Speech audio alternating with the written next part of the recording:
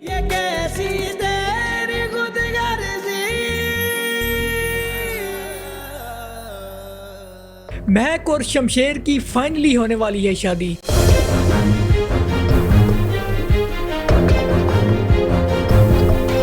लेकिन महक की जान को अब भी है खतरा।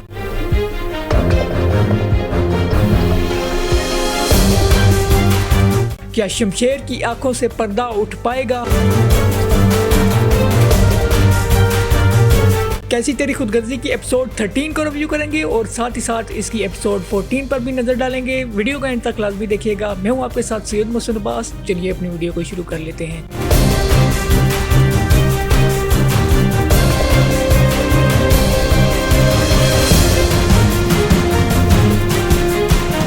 कैसी तेरी खुदगर्जी की कहानी महक के मर्डर और फिर शमशेर पर मर्डर के अटेम्प्ट से होती हुई घूम घूम कर फिर वहां पर आ गई है जहां पर आज से कोई 4-5 एपिसोड पहले थी। यानी कि वो पंजाबी में एक मुहावरा कहते हैं, जिथे दी खोती उथे ही खलोती। तो यानी कि जो 4-5 एपिसोड पहले जो सीन था कि महक से शादी करना चाहता था शमशेर ज़बरदस्ती, अब फिर हम वहीं पर आकर उसी स्टेज पर खड़े हो चुके हैं। बहरहाल वो ड्रामा वगैरह जितना भी इंटेंस इस स्टोरी में क्रिएट किया गया वो काफ़ी ज़्यादा अच्छा कमाल था।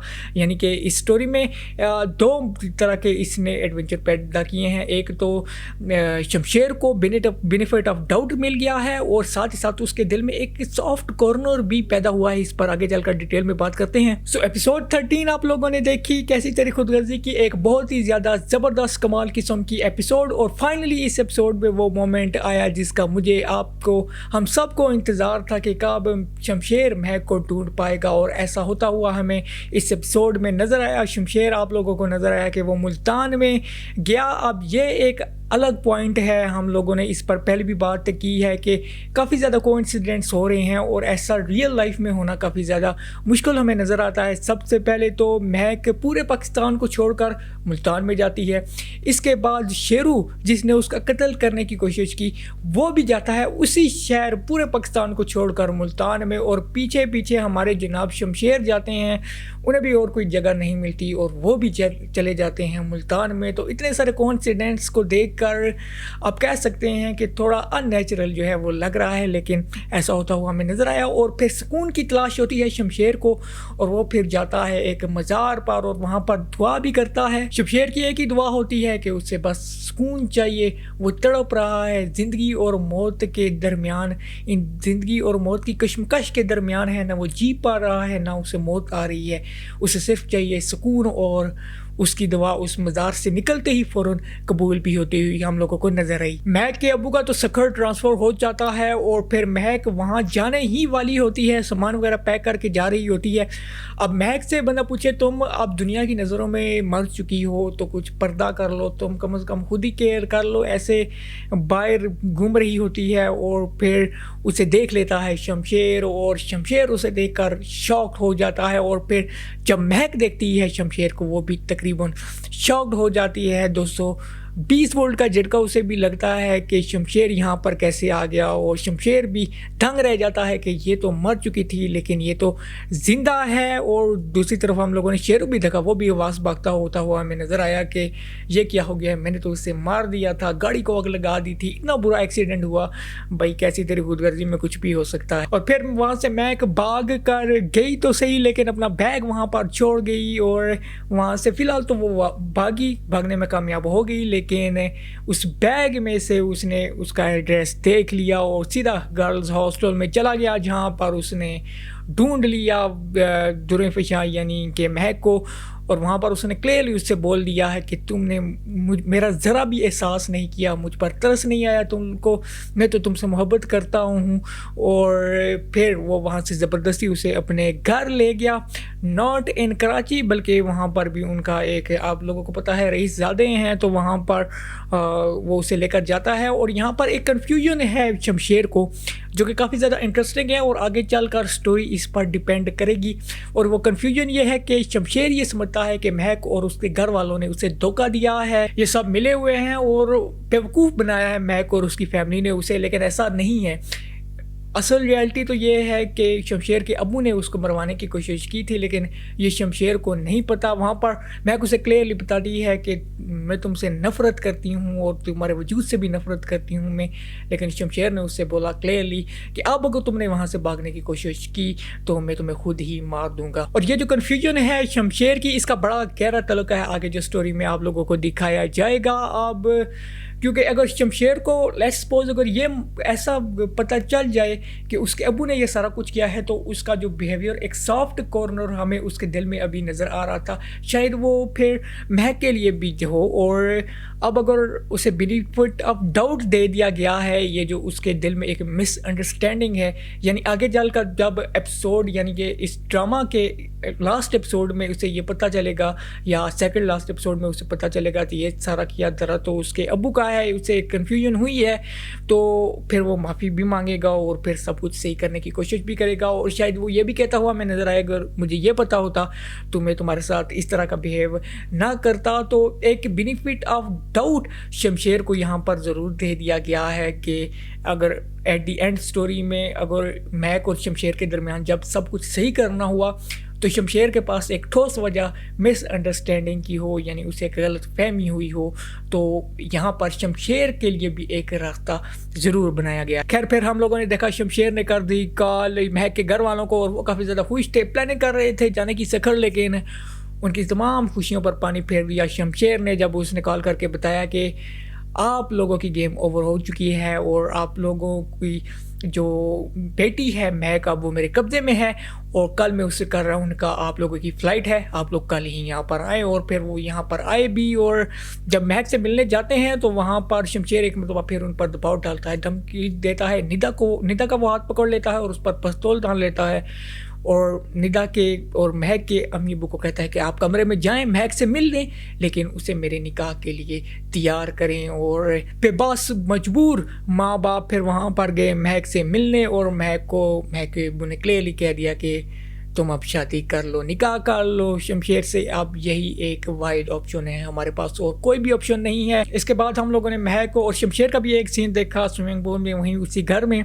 जब महक ने बुलवाया था शमशेर को, वो उससे कुछ कहना चाहती थी और कहना ये चाहती थी कि मैं तुमसे पहले भी नफरत करती थी, अब भी नफरत करती हूँ और आगे आने वाली ज़िंदगी में हमेशा तुमसे नफरत करूँगी। लेकिन यहाँ पर काफ़ी ज़्यादा कॉन्फिडेंट नज़र आया यहाँ पर शमशेर हमें, और उसने कहा कि एक दिन वो ज़रूर आएगा जब तुम्हारी ये नफ़रत मुझसे मोहब्बत में कन्वर्ट हो जाएगी। और लेकिन सवाल तो यहाँ पर यह बनता है कि अब तो उससे तुमसे मोहब्बत नहीं है। अब इस तरह कोई भी किसी से मोहब्बत करता हो तो उससे ज़बरदस्ती शादी कर ले क्या कि बाद में मोहब्बत हो जाएगी शादी के बाद, ऐसा नहीं है। ये बहुत ही एक गलत स्टांस है। मैंने आप लोगों को कुछ देर पहले बताया कि एक बेनिफिट ऑफ डाउट शमशेर को ज़रूर दिया गया है मिसअंडरस्टैंडिंग की शक्ल में, लेकिन लेट्स सपोज मिसअंडरस्टैंडिंग हो ही गई है तो उसका ये मतलब है कि शमशेर जिस तरह कर रहा है वैसा करे।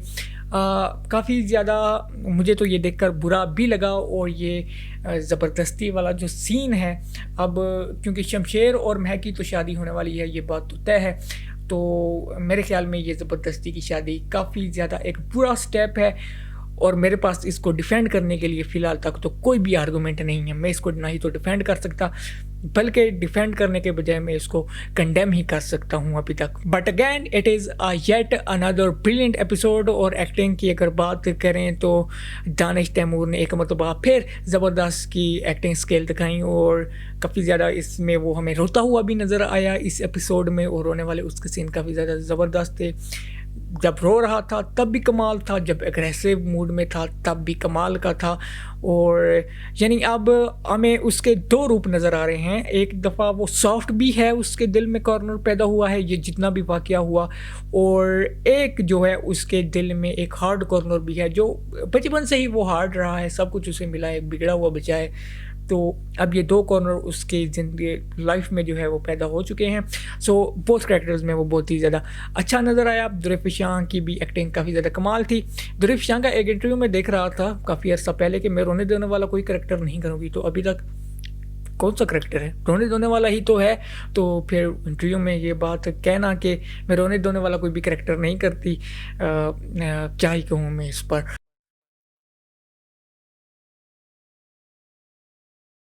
सो अब बात कर लेते हैं इसकी एपिसोड 14 की। और एपिसोड 14 में आप लोग देखेंगे कि महक और शमशेर का फाइनली निकाह हो जाएगा। महक आप लोगों को दुल्हन बनी हुई नज़र आएगी शमशेर की, और काफ़ी ज़्यादा प्यारी नज़र आ रही होगी।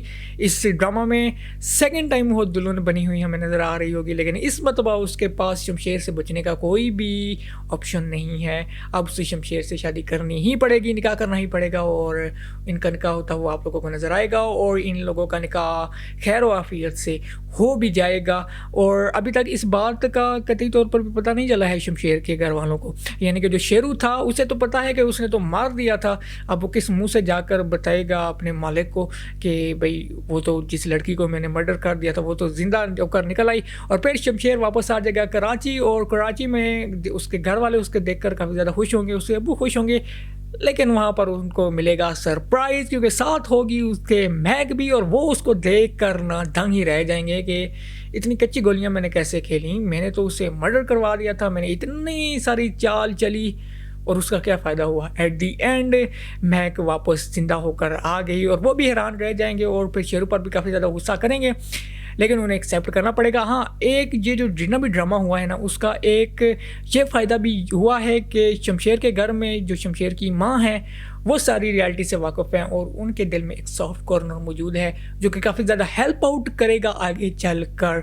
महक की। शमशेर के अबू महक की उनके घर में मौजूदगी से काफ़ी ज़्यादा परेशान होंगे और काफ़ी ज़्यादा गुस्सा भी होंगे। शमशेर को कहेंगे कि 3-4 रोज़ इसको अपने पास रखो, अपनी बड़ा से निकालो, आपस से निकालो, मोहब्बत है जो निकाल लो, फिर इसको चलता करो यहाँ पर। लेकिन शमशेर से हम लोग जितना भी इख्तलाफ करें, लेकिन उसकी मोहब्बत के ये जो एग्रेसिवपन है, यानी जितनी उसकी मोहब्बत है उस पर वो पक्का है, और इस पर उसे पक्का रहना भी चाहिए। अब देखना होगा कि शमशेर अपने घर वालों को कैसे मनाएगा।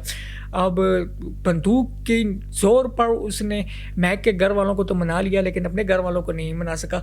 कैसा मर्द है अक्सर में, मर्दानगी तो यही है, सबसे पहले अपने घर वालों को मनाओ, अपनी जो महक को जिससे तुम मोहब्बत करते हो उसे इज्जत तो लो अब अपने घर में। और महक के लिए उसके घर में रहना काफ़ी ज़्यादा मुश्किल होगा, काफ़ी ज़्यादा साजिशें उसकी नंद भी करेगी, उसके जो ससुर हैं वो उसे एक मरतबा फिर मारने की कोशिश भी करेंगे, और अगैन वो शेरू को हायर करने जा रहे हैं। जी हाँ, वो अगैन शेरू को हायर करेंगे, लेकिन इस मरतबा तो उनके घर में मौजूद है, तो कैसे वो करेंगे। और शमशेर क्या इन सब साजिशों से वाकिफ़ हो जाएगा या नहीं। अब यहाँ पर जो शमशेर की माँ है उनका बहुत ही बड़ा रोल है, वो अगर चाहें तो शमशेर को सारी हकीकत बता सकती हैं।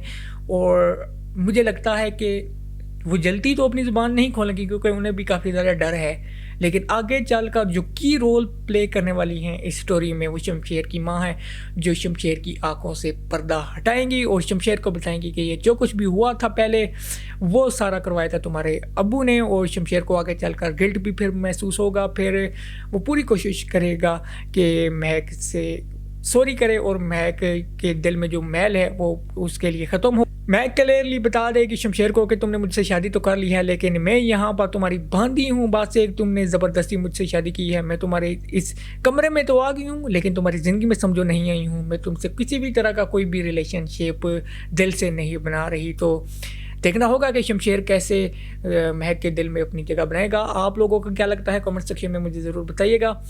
इंशाल्लाह नेक्स्ट एपिसोड का भी हम रिव्यू करेंगे, और मिलते हैं नेक्स्ट वीडियो में। हमारे चैनल को ज़रूर सब्सक्राइब कीजिएगा और बेल आइकन को ज़रूर प्रेस कर दीजिएगा। नेक्स्ट वीडियो तक के लिए मुझे यानी सैयद मोहसिन अब्बास को दीजिए इजाज़त। अल्लाह हाफिज़।